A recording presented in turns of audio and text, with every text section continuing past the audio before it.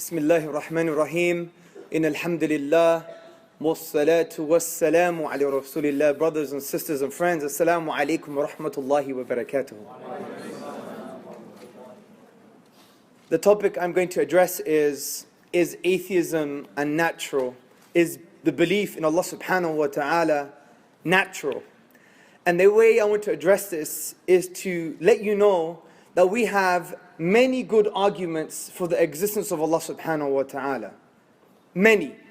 For example, even the Quran addresses positive arguments for His existence. In chapter 52, verse 35 to 36, Allah subhanahu wa ta'ala gives us logical explanations, logical possible explanations to explain things that begin to exist, whether it's the human being or the entire cosmos. Allah subhanahu wa ta'ala says, essentially, did it come from nothing? Did it create itself? Was it created by something else created, or was it created by something uncreated? And we know the best logical explanation for things that began, for things that emerged, things that are makhluk, that were created, that are muhdath, that came into being. The best logical explanation is that it was created by something uncreated. I don't want to get into the nitty-gritty of the argument, but I want to let you know that we do have positive arguments for the existence of Allah subhanahu wa ta'ala. The cosmological argument, the argument from consciousness, the argument from design, the argument from cognition, the argument from morality, the argument from dependency. Many arguments for the existence of Allah subhanahu wa ta'ala. But my job here, I believe today, is to give you intellectual sakina, intellectual tranquility.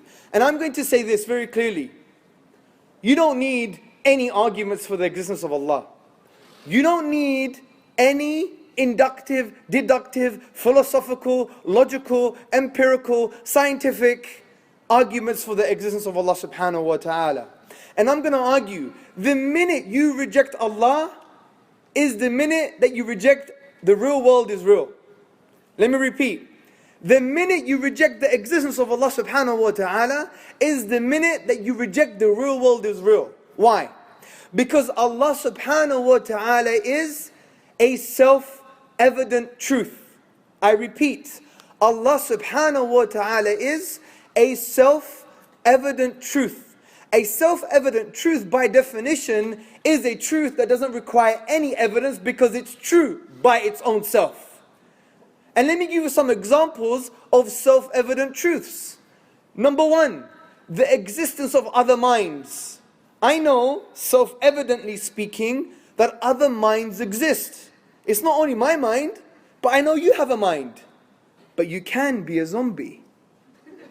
After all, maybe you're just a biological robot.